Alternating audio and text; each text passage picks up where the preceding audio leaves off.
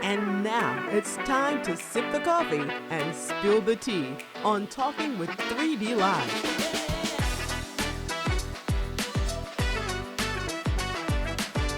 Here's your host, Derrick Dixon. Welcome, ladies and gentlemen, to another exciting episode of Talking with 3D Live. I'm your host, Derrick Dixon, and this is where we always sip the coffee and spill the tea. Listen, before we even get started, go and hit the subscribe button. Click it, love it, share it, do all those things. Make sure that everybody is watching right now. And then, you know what? Go back, watch the past shows. You can watch this over again and leave a comment. Let us know what you think of our shows. You want to be a guest on Talking with 3D Live? All you have to do is email us, talkingwith3d@gmail.com. That's talkingwith3d@gmail.com. But today's show, it's all about, we have James Chet Johnson and Jason JSlay Bland are here with me today. Gentlemen, how you doing? Welcome. Thank you for coming by, Talking with 3D, so we can spill the coffee and sip the tea a little bit. Let us know what's going on with you. Do you guys mind if I tell my listeners and my watchers a little bit about y'all? Sure. So listen, we have Chet and JSlay. We have them here that they make up the grown man status, musical producers and writers that display their talents. Natives from Baltimore City, their passion for music grew from listening to the best of hip-hop artists from the 90s. By 2009, both Chet and JSlay, they learned how to make simple productions on a PC software called Acoustics Beatcraft. So today we are here to learn, because I really want to know what's Acoustics Beatcraft. So we're going to get into that. And then how you guys actually got started. So tell the listeners and the audience a little bit more about yourselves. All right, so to begin with, me and Jason here, we're actually cousins by marriage. Okay. My father, his aunt are a couple that's married, so that's our relation with each other. And we have grown up with music, with a lot of talented music. Mm-hmm. And I know with me personally, in high school, I got to go to a lot of the high school parties that used to happen at Hammerjacks and stuff like that. So I got to see a lot of Baltimore entertainers in there. So that was something. So that's a little bit of starts of those things. Okay. JSlay. My introduction to music was a little bit different. It actually started in techno, actually. I started listening to techno. And we haven't heard the word techno in a very long time. In a very long time. So that's where it really started for me. And then I eventually got into rap. And then I just kept hearing music in my head. It was just strange. So I remember one day, me and my mom going to a Radio Shack, which they don't even make those anymore. So we went to Radio Shack, and there's this big Casio keyboard. It's like $400. Mm-hmm. So I'm like, Mama, I really want that. You know, she's looking at me just look like, because it's $400. I'm like, I was working at the time, so I was like, I even go half on it. So she's like, okay, so cool. So I got the keyboard, and then from there, that's when my musical journey began. Yeah. And you took us way back. You talk about Radio Shack, techno, that's a lot. Listen, a lot of times when I interview people that have been into music, a lot of times music was heard in your home because that's where you first find the love for music. I remember, growing up and being in the living room, and then my aunt and my mother would kick us out because Betty Wright was playing. And we were trying to figure out why we can't listen to this Betty Wright. What was being played at home when you had found the love for music? So for me, I grew up with my father and his wife, which is his aunt. His aunt. So, and they were into church a lot. Okay. And my father's wife would sing all the time, beautifully. She had a very nice voice, even to the point where they convinced her to be on the choir at the church, stuff like that. Even help other people sing that was on the choir and whatnot. Right. But my father, he used to listen to Barry White, James Brown, Barry Manilow, stuff like that. Yeah. So I think that's where some of my early appreciations for music because I got to hear messages. Right. You know what I mean? Through music. Right. You know what I mean? So that was a different start. And then on the other half, my actual mother is Jamaican. Okay. So hearing that type of music growing up was something to add to. You know what I mean? And I had my own likes of music. You know what I mean? So with that, it was a lot of early rappers. I like Nas. You know what I'm saying? Stuff like that. So Eminem was a good one for me. You know what I mean? In the beginning, I think some people misunderstood him. You know what I mean? But kind of caught his story, type of deal. So I like that. And my father was also a school teacher. So you know what I mean? So being articulate was a big thing. Yeah. Big thing. What So that about was a you, big thing.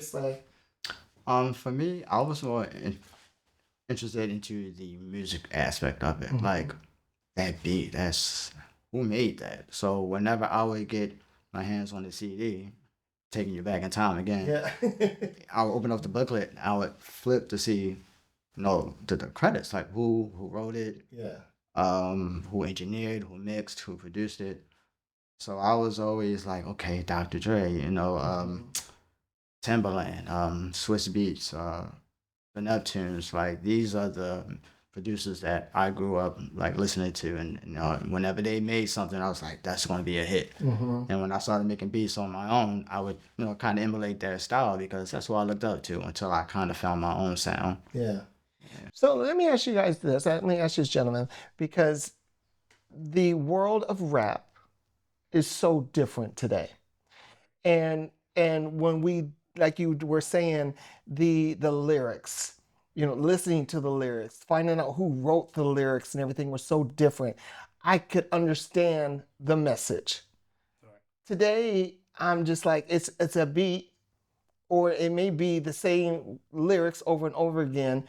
How do you think that the world of rap has changed, and who's listening to rap?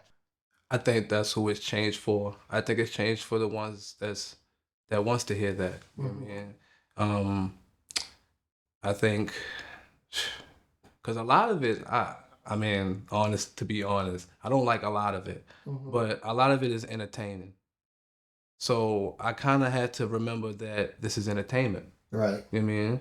And it's entertaining to a certain demographic. Yeah. You know what I mean? So gotta take the bad with the good. Where we go with the flow. Hopefully you get me somewhere. Yeah. Right. I think it all has its place. Like sometimes I don't want to listen to conscious rap, Maybe I got stopped by the police and I want to listen to some NWA, real quick. So to be real, right? Yeah. So I mean, again, I just think all about the demographic. Like some music is just for that specific crowd, and that's okay. Do you still think that there is an East Coast, West Coast sound? I do. Do you? Sound, yeah. Definitely. Yeah. How did that started? Do you know how that started? The East Coast, West Coast? Not really how it started, but I remember a lot of things of East Coast, West Coast. A lot of it was the Tupac and Biggie. You know what I mean? A lot of that was that I remember of.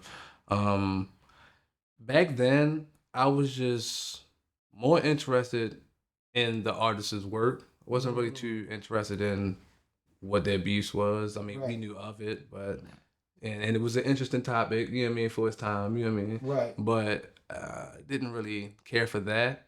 I liked wordplay, you know what I mean? So I liked how entertaining they were, so that was fine with me. My big introduction to rap was, of course, the Sugar Hill Gang.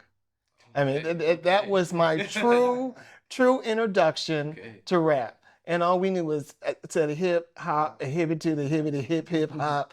So that was, to me, was like, like, wow, people are taking these words and putting it to music. Some people think, what's the skill? Is there a skill because it's poetry? It could be, So what really is the skill to rap? Putting it to music, putting it to beats. Well, for the rapping part, for me, I would say the skill in it is articulation. being able to voice yourself clearly, you know what I mean, to be understood, being able to give off an image from just hearing a sound. You know what I mean? That's definitely a skill. To be able to time the music, all of those little small things. You know what I mean? Timing music and making syllables match certain rhythms. You know what I mean? And all that. So yeah, it's definitely a skill. It's not something that you develop overnight. In the beginning, I think everybody starts off with the you know what I'm saying? But then you start realizing how you talk, the way you may pronounce certain words and stuff like that. All of that is key. All of that is culture. You know what I mean? So yeah, that works. Yeah. Yeah. Yeah. What about the beats? I think as far as the musical side, it's more about the sound selection. So, like, you don't want to have like a jazz trumpet and then some electric rock guitar playing. So it has to be cohesive. Everything has to have a place. It has to fit. It's like a puzzle. Every piece has its particular spot. And when it comes to musical composition, everything has its particular spot. So it does take skill. And it also takes passion too, because you have to be passionate about it. If you're not passionate about it, you can go in there and make something in 5 minutes, but that don't mean that it's going to be good. Right. It might get your head nodding, but you know, maybe your little small circle. You listen to it a couple times, then after that, you're on to something it's new. on to something new. Because nowadays, people are so fickle when it comes to music. Right. Like, we consume things so fast because of the internet. It's just like, here today, gone tomorrow. What's next? Like, we want to create timeless classics. Something that you can listen to 10 years from now, and it still sounds like it fits today. But JSlay, where has that gone? The timeless classics. Where have we lost that? Again, I think it's with the internet. Like, everything is consumed so fast. Information is just it's right there at your fingertips now. Like, everybody's just like this nowadays. Yeah. What's next? What's new? Yeah. So I think creating something that lasts forever, again, it's like 50% skill or 50% passion. Yeah.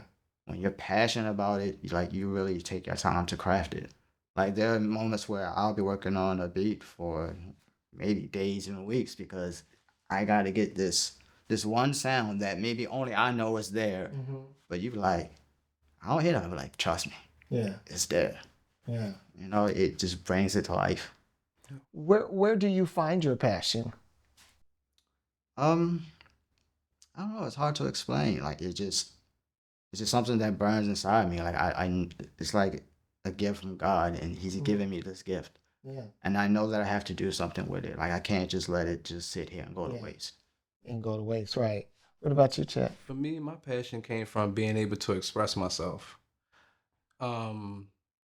Growing up, I wasn't the biggest kid, none of that. So being able to express myself was kind of limited. You know what I'm saying? I had a very strict father. You know what I'm saying? We had Bible studies. We did all those type of things. So it was like being able to express myself was non-existent. Yeah. Was he a pastor or No, he just, wasn't. He was just very in the involved. Okay. He was very involved, and he wanted to teach us some things. As I got older, I've learned to appreciate the things that I've learned and interpret them for myself. You know what I'm saying?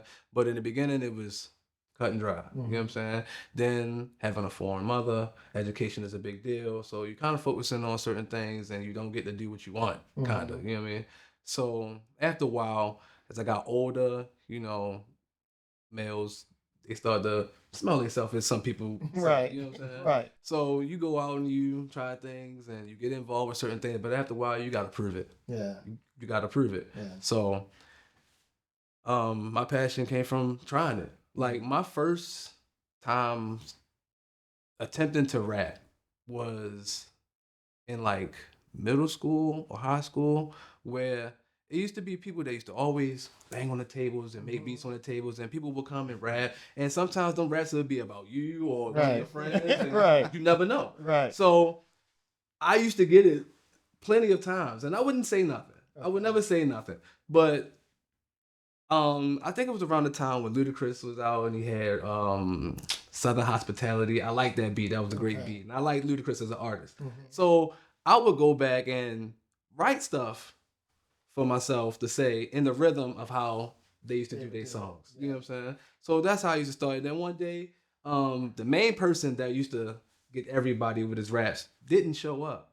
And that's who I was looking for because I wrote it specific. You know what I'm saying? So I can come and have my time to shine.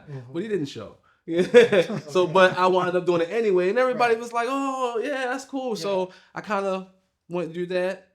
But then he actually showed me how to make beats. Okay.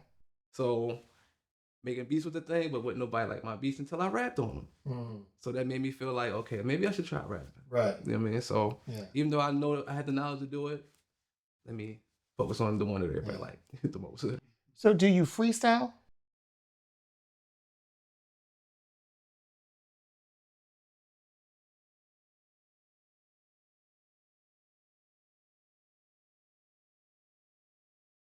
When we're talking JSlay, when like Chet said, he's written something, he's got something, he's got this idea, and this is, how do you find that sound then? Because that's what always gets me. It's like, okay, I have the words, but I need the sound, I need the beats. How does that merge? How does that marriage happen? Fight.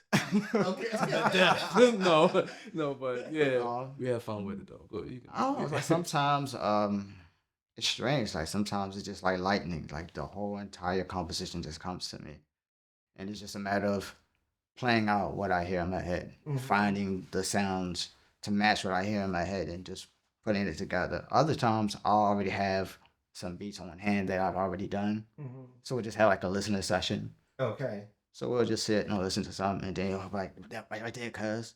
Like that. And sometimes it'll be one I'm like not totally sure of. Like, you really like that? So we'll play it, and he'll be like, yeah, that's the one. That's the one. And I'm like, all right, cool. And we'll go with it. Sometimes we'll just make it from scratch. I'll just be playing around with some sounds. He'll say he likes something. I'm like, okay. And then I'll build upon it, and we'll just keep building. He'll start mumbling something, or he'll go out his phone and go to a previously written rap, start writing or rapping it to the rhythm of the melody, and that's, we'll go from there. Gotcha. And I wanted to go back to where you said that, growing up, it was about church and education and things like that. I always think it's those kids, because I was one of those kids. I always think it's those kids that find, try to find themselves, and we always try to find what's taboo to to what our parents think or how we grew up. We have to seek it then. Right. Do you feel like that? Yes. Very much so. Yeah. It was definitely an issue of trying to find my identity. Yeah. You know what I mean? So, because that's a lot of the reasons why I've been in certain experiences in my life, because I wasn't always the popular kid. I got bullied a little bit, you know what I'm saying? I had my fair share of wins and losses, you know what I'm saying? But it was more so like, I started feeling like, what made everybody feel as if they were better than me? Yeah. So you go out there and you experience it, and then you find out that's not really what you want. Yeah. You know what I mean? But music, that gave me a little something to put to my music. You know what I'm saying? Okay. And people wound up liking it and such, but it was all part of trying to find an identity for myself. You know what I mean? Until I really just came back to myself. Yeah, to yourself. Yeah. Tell me about grown man status. How did that come about? Grown man status has an extensive history that's not really known. I originally started off with two of my friends that I met in middle school. It was me, my friend Brian, and my friend Raymond. I originally called ourselves JBR Productions because, James, Brian, and Raymond. Right. And we had a little thing for music. I knew I liked to write and do all that. And my friend Raymond, he was a drummer. And he was a really good drummer in school too. You know what I mean? Wound up going to college, doing drumming and everything. So that was pretty cool too. And my friend Brian, he was my best friend. You know what I mean? And I pretty much talked them into it. So that's where it began. But then we all wound up splitting. As life goes on and we get older, we get involved with certain things. I meet other people. I wound up changing it to grown man status. I had a friend named Tyrell, God rest his soul, he passed. He wound up becoming somebody that was really close to me with the music. He was just as talented as I was, so it was easy working with him. We never really fussed about who would do what. It was always mutual, you know what I mean, thing. So that was cool. I had my cousin, another one of my cousins, we called him Buddha. He was involved with us and everything like that. But my friend Tyrell passed, Buddha's locked up, you know what I'm saying? So certain events happen. And then I tried to venture out a little bit. I went to Georgia. I tried to meet a few people and interact and network and stuff like that. Got my foot in certain doorways, you know what I mean, to talk to certain people, shake a few hands. But things didn't turn out the way that I wanted it to. But I've learned a lot of things still, because it was all opportunity. Right. At the end of the day, it was all opportunity. So even though it didn't work out the way that I wanted to, I still came back with stuff that I learned. And me and Cuz has always been into music. You know what I mean? He's the first one to show me how to make beats or whatever. So when I came back, he was like, "Cuz, we should just bring this together. Do just one thing. We can be that producer artist." It's like, why do it separately? Right. Like, we both have a passion for music. Right. I'm a producer, you're a writer, and I've noticed a pattern where an artist will be brought up by a producer. Say Timbaland, Aaliyah. There's definitely great examples of what we doing. R&B, Rakim, Metro Boomin, Future.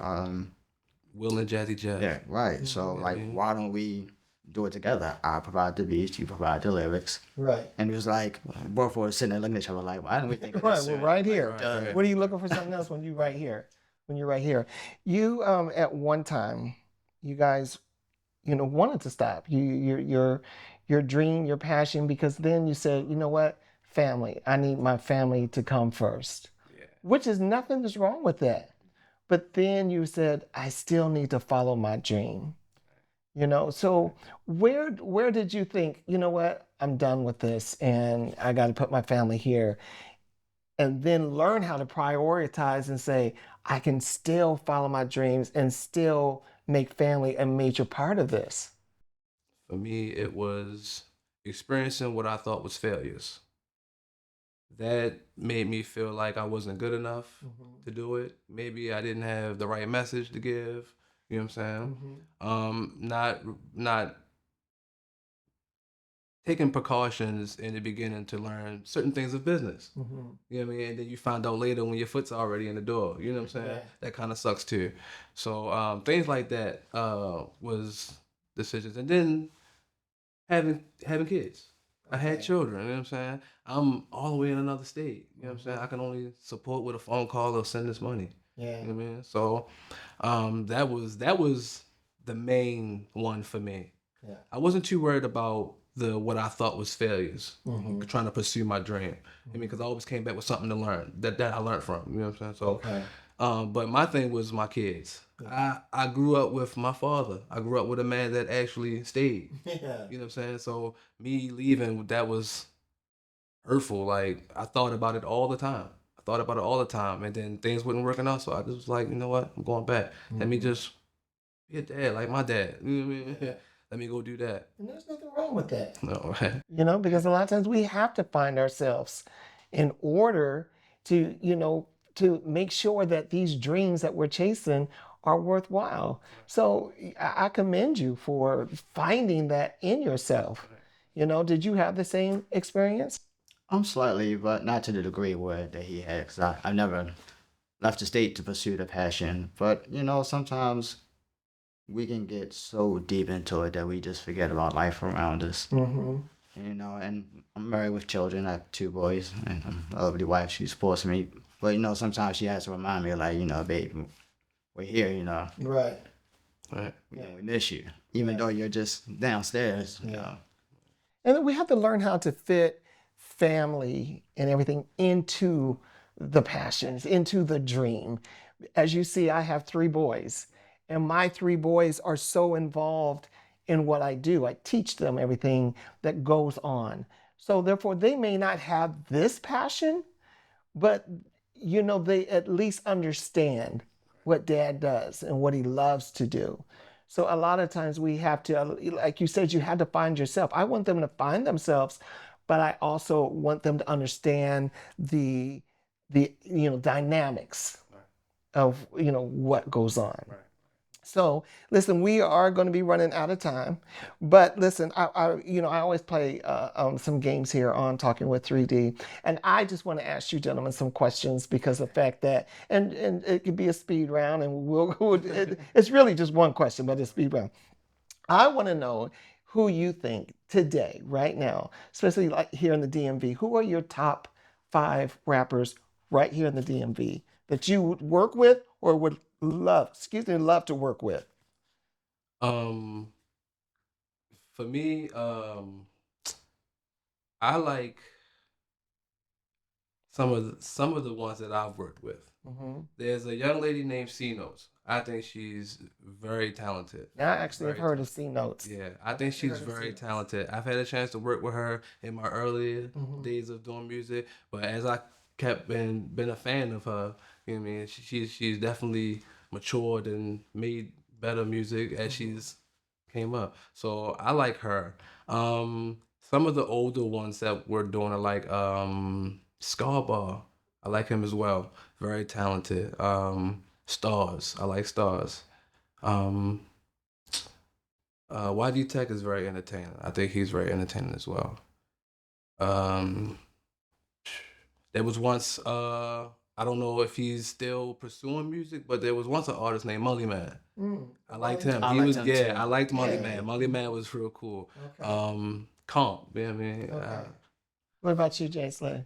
I think I would go a little younger in the generation. I would say like YBS Scholar. Yeah. Almost forgot. TMC The Don. What's another one? I can't think of his name.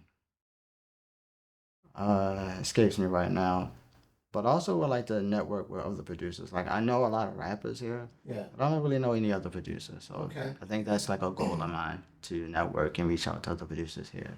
So some of you younger producers that are out there right now, here's JSlay, and he wants to work with y'all. He wants to learn from y'all. He wants you to learn from him. So you got to take the time. We have to network, and this is what we have to do. And this is what Talking with 3D Live is all about. We have to learn how to network with each other, be able to work with each other. A lot of times people think this is such a competition when this is life, and we have to be able to bring it all together. So I really appreciate both of y'all because I've learned a lot from both of y'all today. Did you bring something with you? I actually wanted to give you this $100 bill as an appreciation. That's just a little symbol. Me and JSlay here, we signed the back. Autographed, copy. So just a little symbol of us saying thank you for having us. I appreciate that. Like that, you know, because I take things like this and frame it. Oh, so you will probably see it on my set here. All right. I take things like this. I appreciate that. I really do.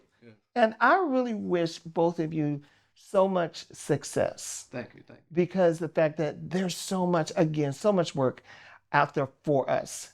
Don't ever stop following your dreams. Yes. You know, your family is there to support you, to build you up. Then we want to see you doing more shows and things like that. So we want to hear more from you. I want to turn over a CD and see who wrote it and see your name on there and see who produced it. So I want to see those things, okay? So thank you guys very much for stopping by and talking with me on Talking with 3D Live. Ladies and gentlemen, thank you once again for tuning in to Talking with 3D Live. We're here every Monday, 7:30 Eastern Standard Time. All you have to do is tune in. That's all you have to do. It's an iRose Film production. So thank you very much. Go out, have a great day. Love somebody intentionally. We'll see you next time. Peace.